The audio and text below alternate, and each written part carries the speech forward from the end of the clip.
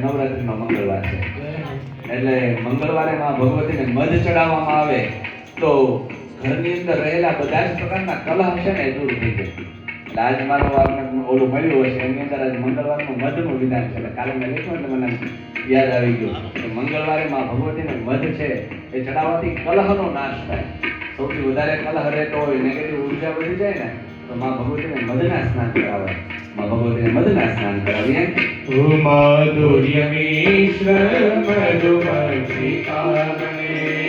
મૃગાલિ રંગે મધુમાનને શ્રી ચંડિકે શંકર પ્રાણ વલ્લભે નારાયણમાંગે ગુરુને પિતા મધુ નારાયણમાંગે ગુરુને પિતા મધુ નારાયણમાંગે ગુરુને નિત્ય વિઠ્ઠલવની સેવા રે કરો. નિત્ય વિઠ્ઠલવની સેવા રે કરો.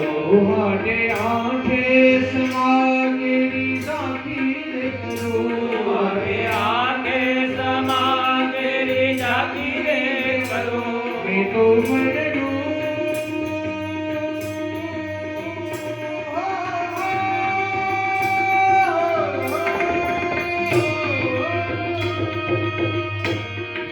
મનનું શ્રીનાથજીના શરણે ગયો. જીવન સફળ થયું. મારા ગઢમાં બિરાજતા શ્રીનાથજી યમુનાજી મહાપ્રભુજી. મારા ગઢમાં બિરાજતા શ્રીનાથજી યમુનાજી મહા